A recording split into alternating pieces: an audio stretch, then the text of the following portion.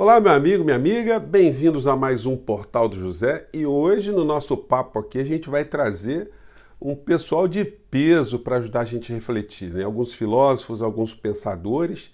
E você que está chegando agora, vou pedir para você assistir nosso vídeo. Se gostar, se inscreva, compartilhe com os amigos e vamos embora. Muito obrigado a todos vocês que têm mandado mensagens para cá. Eu queria fazer um comentário sobre os comentários de vocês, porque ontem o programa que eu coloquei de noite falando do Bolsonaro ter contraído a Covid, é impressionante como quase 90% das mensagens iam no sentido de mostrar que não acreditam que o Bolsonaro está infectado com a Covid. Vocês vejam o nível de credibilidade do mandatário da nação, né? Mas eu quero comentar com vocês hoje um assunto que vai ter uma certa turbulência hoje e que mostra como a gente está diante do empoderamento da ignorância no nosso país. Eu já falei para vocês da burrice ostentação, né? É um sentimento que está aflorando em muitas pessoas, mas o empoderamento da ignorância fez com que o ministro da Justiça, vamos ver se ele vai fazer isso mesmo, na sua pequenez intelectual, entenda que deva processar um jornalista, filósofo, com base na Lei de Segurança Nacional, por conta de um artigo que ele escreveu, onde ele usa a frase, né? Porque torço para que Bolsonaro morra. Hélio Schweissmann. E aí ele diz que a morte do presidente prestaria o serviço que foi incapaz de prestar em vida. Pois bem, é um artigo filosófico. E mesmo que não fosse um artigo filosófico, onde ele está especulando sobre vários aspectos da utilidade de uma perda de vida significar o ganho da vida de outras tantas pessoas. Seria mais ou menos como alguém imaginar que se alguém pudesse dar um tiro em Adolf Hitler antes do Holocausto, será que milhões de vidas seriam poupadas? Será que nós não teríamos sequer uma guerra? É justificável eticamente o sacrifício de uma pessoa para que outras tantas sobrevivam? Esse tema é um tema filosófico que tem permeado a humanidade durante todo o tempo. Um livro muito bacana que trata desse assunto é esse livro aqui do Harari, né? É o livro aqui, 21 lições para o século XXI. E ele mostra como esse utilitarismo ou consequencialismo, esse troço vai decidir muito a vida da gente lá na frente. Se a gente tiver, por exemplo, veículos inteligentes, a gente estiver a bordo de um veículo inteligente e uma situação for detectada pela tecnologia, que nós entraremos numa zona de conflito, numa colisão, ou vamos colocar em risco um ônibus cheio de criança, por exemplo, o carro inteligente ele pode optar em te jogar para fora da estrada e matar você e a sua família e não o ônibus repleto de crianças. Isso aí é só para dar uma palhinha aqui do livro do Harari. Mas tem um outro livro que essa questão é colocada também, que é o livro Justiça, do Michael Sandel. Eu tentei achar esse livro aqui em casa, mas não achei de jeito nenhum. A gente tem 4 estantes aqui em casa e esse livro aí, numa arrumação, ele se perdeu aí, mas eu vou achar ele em qualquer momento. E o Michael Sandel, ele fala a mesma coisa, dessa visão consequencialista de, às vezes, uma vida perdida significar que você vai ter muitos ganhos em outras. E o Hélio Schweissmann, no artigo dele, ele especula sobre isso. Tanto é que na abertura do texto dele, ele diz o seguinte: Jair Bolsonaro está com Covid-19. Torço para que o quadro se agrave e ele morra, nada pessoal. Como já escrevi aqui a propósito desse mesmo tema, embora ensinamentos religiosos e éticas deontológicas preconizem que não devemos desejar o mal ao próximo, aqueles que abraçam éticas consequencialistas não estão amarrados pela moral tradicional.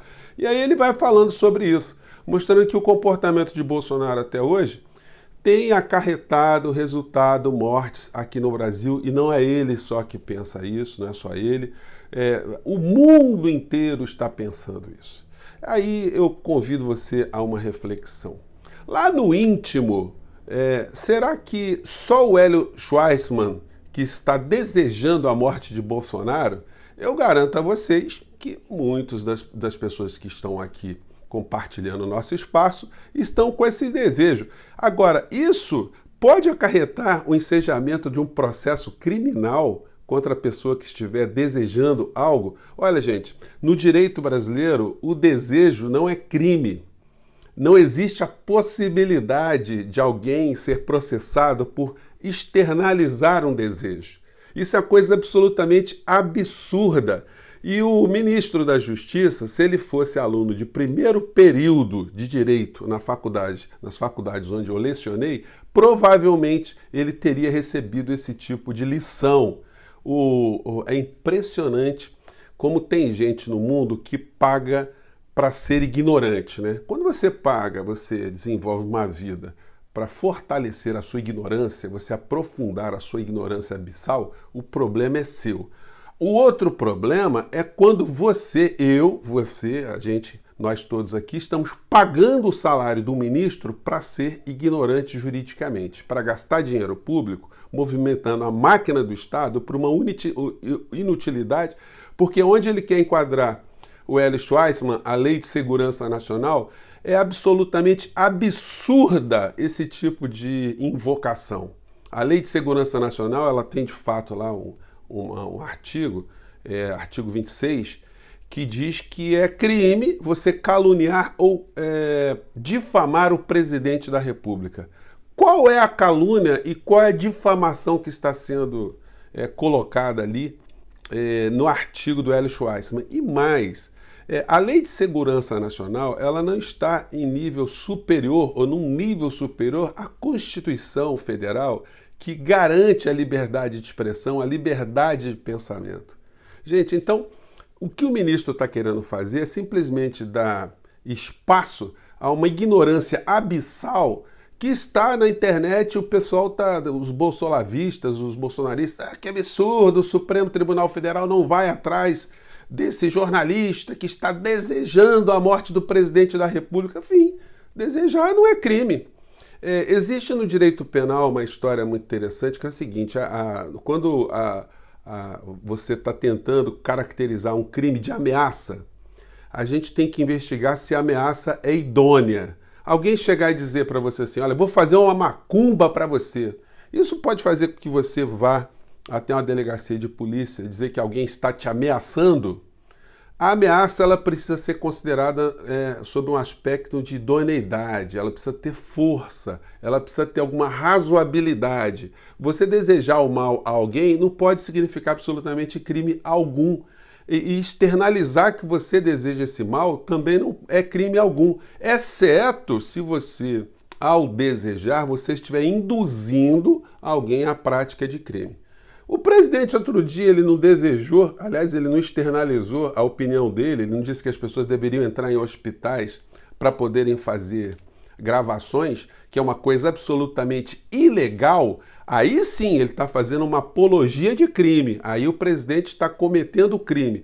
Quando o presidente aparece em várias fotografias fazendo sinal de arminha com a sua turma toda, né?